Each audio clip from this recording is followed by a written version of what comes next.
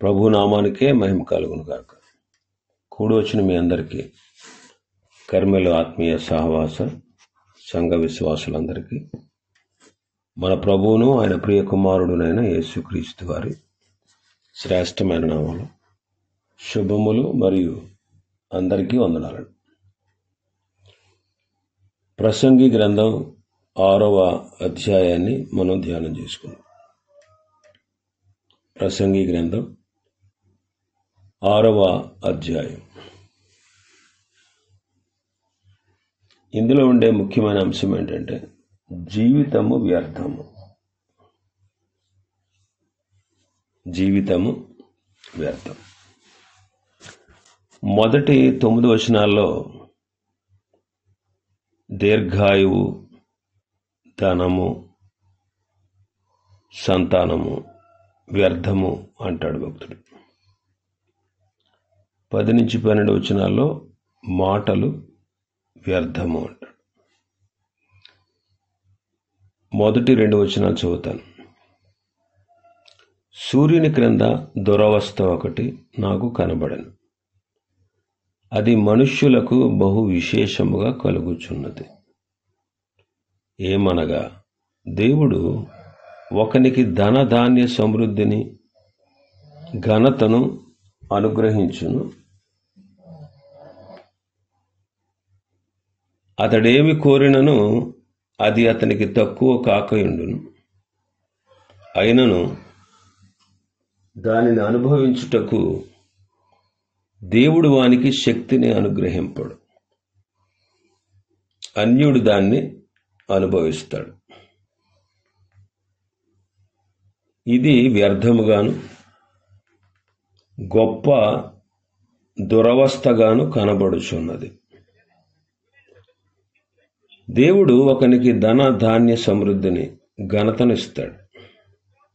ఏమి కోరినా అది అతనికి తక్కువ కాకుండా, అయినా దాన్ని అనుభవించడానికి దేవుడు వానికి శక్తిని అనుగ్రహింపడు. అన్యుడు దాన్ని అనుభవిస్తాడు.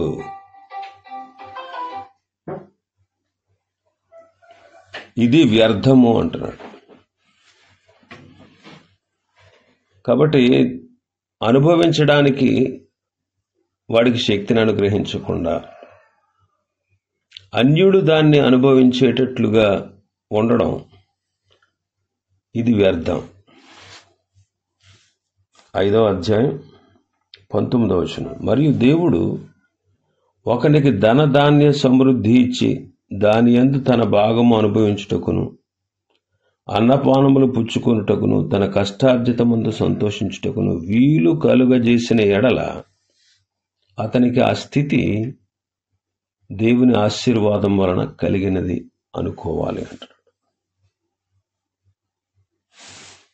యోబు గ్రంథంలో మనం చూస్తే 21వ అధ్యాయం 7వ వచనం నుంచి మనం చూస్తే, భక్తిహీనులు ఎలా బ్రతుకుదురు, వారు వృద్ధులై బలాభివృద్ధి ఎలా నొందుదురు. వారు ఉండగానే వారితో కూడా వారి సంతానం వారు చూచుండగా వారి కుటుంబము స్థిరపరచబడుచున్నది. వారి కుటుంబాలకు భయమేమీ లేక క్షేమముగా ఉన్నాయి. దేవుని దండం శిక్ష వారి మీద పడట్లేదు. వారి గుడ్లు దాటగా తప్పక చూలు కలుగుతాయి. వారి ఆవులు ఈచుకోకపోకుండా ఈనుతాయి. వారు తమ పిల్లలను మందలుగా బయటికి పంపిస్తారు. వారి పిల్లలు సంతోషంగా నటనము చేస్తారు. తంబూర స్వరమండలం పట్టుకొని వాయిస్తారు. శానిక నాదం విని సంతోషిస్తారు. వారు శ్రేయస్సు కలిగి తమ దినములు గడుపుదురు,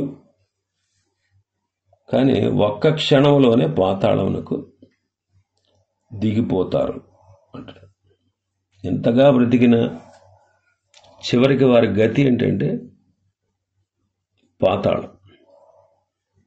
చివరికి వాళ్ళ గతి పాతాళం. అందుకే లూకాసు సువార్త 12లో ప్రభు చెప్పిన ఉపమానాన్ని మనం చూస్తాం. లూకాసు సువార్త 12వ అధ్యాయం 16వ వచనం నుంచి. మరియు ఆయన వారితో ఈ ఉపమానము చెప్పిన, ఒక ధనవంతుని భూమి సమృద్ధిగా పండెను. అప్పుడు అతడు, నా పంట సమకూర్చుకొనుటకు నాకు స్థలము చాలదు గనుక నేనేమి చేతునని తనలో తాను ఆలోచించుకుని, నేను ఇలాగు చేతును, నా కొట్లు విప్పి వాటికంటే గొప్ప వాటిని కట్టించి అందులో నా ధాన్యం అంతటిని, నా ఆస్తిని సమకూర్చుకొని, నా ప్రాణముతో, ప్రాణమా, అనేక సంవత్సరములకు విస్తారమైన ఆస్తి నీకు సమకూర్చబడి ఉన్నది, సుఖించుము, తినుము, త్రాగుము, సంతోషించుమని చెప్పుకొందును అనుకున్నాను. అయితే దేవుడు, వెర్రివాడ, ఈ రాత్రి నీ ప్రాణమును అడుగుచున్నారు, నీవు సిద్ధపరిచినవి ఎవని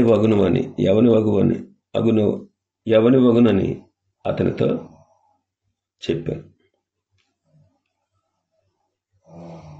దేవుని ఎడల ధనవంతులు కాకుండా తమ కొరకే సమకూర్చుకునేవాడు అలాగే ఉంటాడు అని చెప్పారు. కాబట్టి ఒకడికి ధనధాన్య సమృద్ధి కలిగిన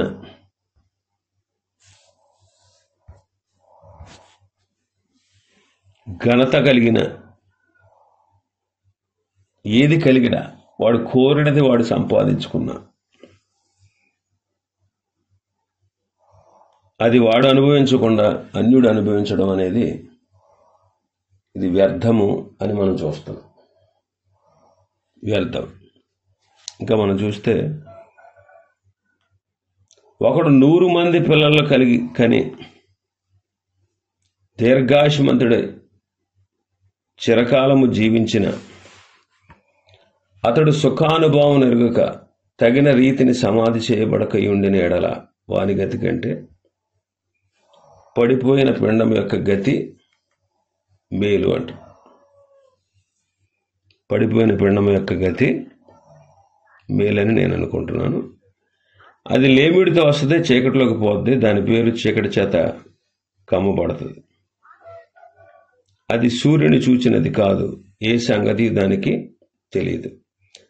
అతని గతి కంటే దాని గతి నెమ్మది గలది అంటున్నాడు. ఒకడికి 100 మంది పిల్లలు ఉన్నారు, దీర్ఘాయుష్మంతుడు, చాలా కాలం జీవించాడు, కానీ వాడి జీవితంలో సుఖానుభవం ఎరగడు. చివరికి వాడిని సరిగా సమాధి కూడా చేయబడలేదు. అలాంటి వాడి గతి కంటే పడిపోయిన పిండం యొక్క గతి మేలు అంటున్నాడు.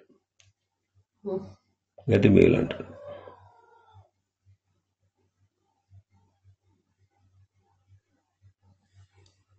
ఇంకా మనం చూస్తే 6వ వచనంలో, అట్టివాడు 2000 సంవత్సరాలు బ్రతికిన మేలు అనేది చూడకుండా ఉంటే వాని గతి అంతే అంటాడు. వాని గతి అంతే. అందరూ ఒకే స్థలమునకు వెళ్తారు కదా అంటున్నాడు. అందరూ ఒకే స్థలానికి వెళ్తారు అంటే, ఒకే స్థలం అంటే సమాధియే కానీ సమాధి తర్వాత చేరే స్థలం మాత్రం కాదు. అందరూ ఒకే స్థలానికి చేరతారంటే సమాధుల తోటలోకి వెళ్తారనమాట. అది అందరూ ఒకే స్థలానికి వెళ్తారంటే, అంతేగాని సమాధి తర్వాత వెళ్ళే స్థలం కాదు. కాబట్టి మనిషి ఇహలోక సంబంధ విషయాల్లో సంతృప్తి పొందలేకపోతున్నాడు. పేదలు, ధనికులు, జ్ఞానులు, మూర్ఖులు, వీళ్ళంతా కూడా తమ తమ కోరికలకు లోనైనటువంటి వారు. అందుకే 7వ వచనంలో అంటాడు, మనుషుల ప్రయాస అంతయు వారి నోటికే గదా, అయినను వారి మనస్సు సంతుష్టి నొందదు. 9వ వచనం చదివితే, మనస్సు అడియాసలు కలిగి తిరుగులాడుట కన్నా ఎదుటనున్న దాన్ని అనుభవించుట మేలు అంటాడు. కాబట్టి మనుషుల యొక్క మనస్సులకు వారు ఎంత ప్రయాసపడినా వారి మనస్సులు సంతుష్టి నొందవు. మనస్సులు మానవుల యొక్క మనస్సు అడియాసలు కలిగి తిరుగులాడుతూ ఉంటుంది.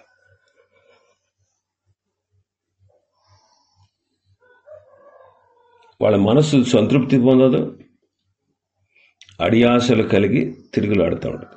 కాబట్టి అడియాసలు కలిగి తిరగడం కంటే ఎదుట ఉన్న దానిని అనుభవించుట మేలు. అందుకే పరిశుద్ధ గ్రంథం తన బిడ్డలకు చెప్పేది ఏంటంటే, మీ మనస్సు అనేటువంటి నడుమును కట్టుకోండి అని చెప్తుంది పరిశుద్ధ గ్రంథం. మీ మనస్సు అను నడుమును కట్టుకోండి, మనస్సును స్వాధీనమందు ఉంచుకోండి అంటాడు. ప్రాకారము లేకపోతే పురం ఎలా పాడైపోద్దు, తమ మనస్సులను అణుచుకొననే వాడు కూడా అలాగే పాడైపోతాడు అని దేవుని వాక్యం సెలవిస్తూ ఉంది. అందుకే దేవుని బిడ్డలు తమ మనస్సు కట్టుకోవాలి. నడుము కట్టుకుంటే బలంగా పనిచేయగలం. అలాగే మన మనస్సును కట్టుకుంటే మనం స్థిరంగా ఉండగలం.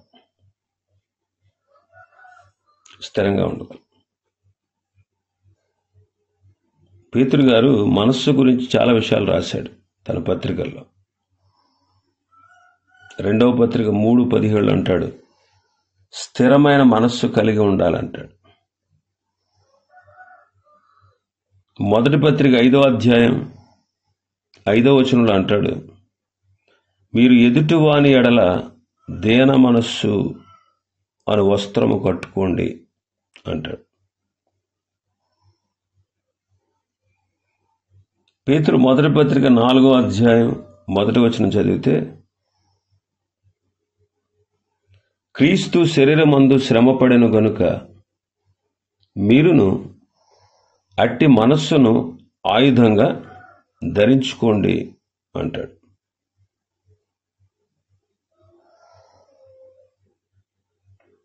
అపొస్తలుడైన పౌలు గారు కూడా చెప్తాడు ఫిలిప్పీ పత్రిక 2వ అధ్యాయం 5వ వచనంలో,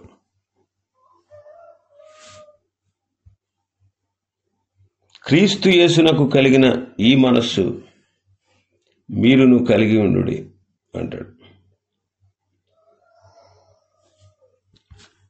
ఫిలిప్పీ పత్రిక 4:2 అంటాడు, ప్రభువునందు ఏక మనస్సు కలిగిన వారే ఉండండి అని 2 స్త్రీలను బ్రతిమలాడతాడు పౌలు గారు.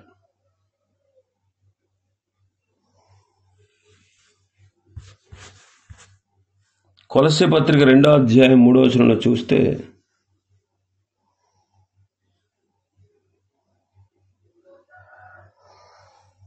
బుద్ధి జ్ఞానములు సర్వసంపదలు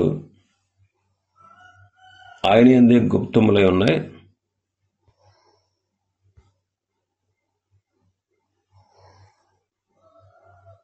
ఆయన యందే గుప్తములై ఉన్నవి అంటాడు. బుద్ధి జ్ఞానము సర్వసంపదలు, బుద్ధి జ్ఞానము ఈ రెండు మన మనస్సుకు ఎంత అవసరం. ఫిలిప్పీ పత్రిక 3వ అధ్యాయం 19వ వచనాన్ని మనం చూస్తే, చాలామంది ఎలా ఉన్నారో చెబుతున్నాడు. అనేక మంది క్రీస్తుని ఎరిగి ఉండి కూడా క్రీస్తు యొక్క సిలువకు శత్రువులుగా నడుచుకుంటున్నారు. వాళ్ళు ఎలాంటి వాళ్ళో వాళ్ళ స్థితి ఏంటో చెబుతున్నాడు పౌలు గారు. నాశనమే వారి అంతము, వారి కరిపే వారి దేవుడు. వారు తాము సిగ్గుపడవలసిన సంగతులను గురించి అతిశయపడతారు, భూ సంబంధమైన వాటి మీద మనస్సుంచుతున్నారు అంటాడు. భూ సంబంధమైన వాటి మీద మనస్సుంచుతున్నారు. కొలస్సీ పత్రిక 3:2 మనం చదువుతాం, పైనున్న వాటి మీదనే కానీ భూ సంబంధమైన వాటి మీద మనస్సు పెట్టుకోవద్దు అంటాడు. కాబట్టి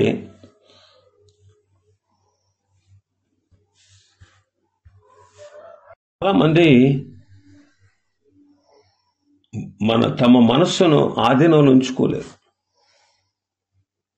అందుకే భక్తుడు ఇక్కడ అంటున్నాడు, మనస్సు అడియాసలు కడిగి తిరుగులాడట కంటే ఎదుట ఉన్న దానిని అనుభవించడం మేలు అంటాడు.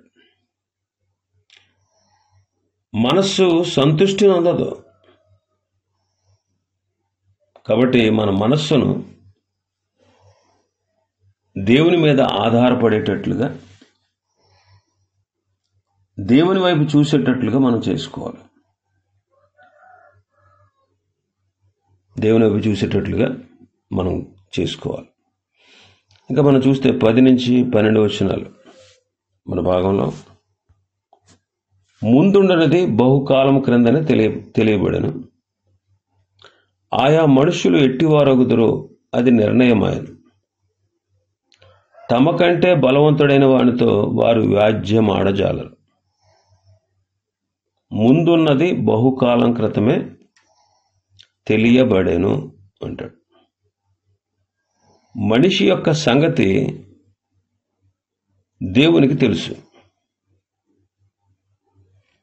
ఆయన బల ప్రభావములు అపరిమితమైనవి. ఆయనతో వ్యాజ్యమాడి గెలవగల వాళ్ళు ఎవరు కూడా లేరు. తన వాదనలో ఒక వ్యక్తి ఎన్ని ఎక్కువగా మాటలు ఉపయోగిస్తే వాటిలో అర్థం లేనివి అంత ఎక్కువ అవుతాయి. అతని వాదన అంత పలచనవుతుంది అన్నమాట.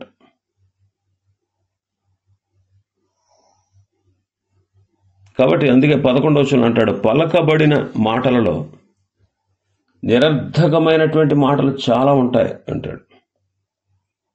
వాటి వలన నరులకు ఏది లాభం ఉండదు అంటాడు. కాబట్టి మనం మాట్లాడే మాటలు, పలకబడిన మాటల్లో నిరర్ధకమైనటువంటి మాటలు చాలా ఉంటాయి.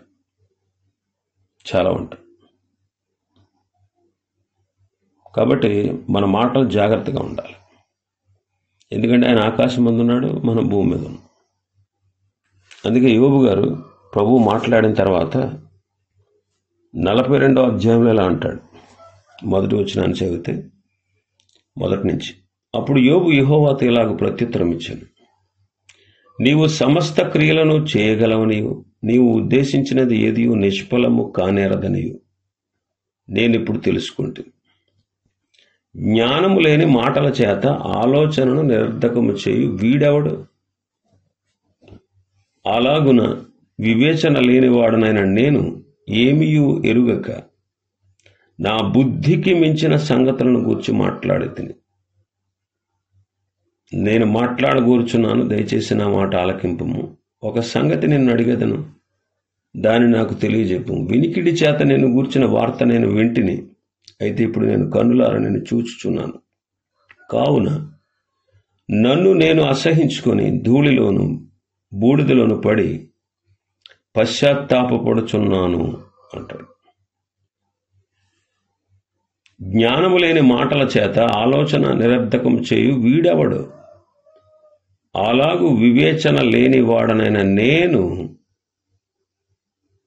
యోబు అంటున్నాడు, వివేచన లేకుండా నేను నా బుద్ధికి మించిన సంగతులు, నాకేం తెలియదు అసలు, కానీ నా బుద్ధికి మించిన సంగతులను గురించి నేను మాట్లాడాను.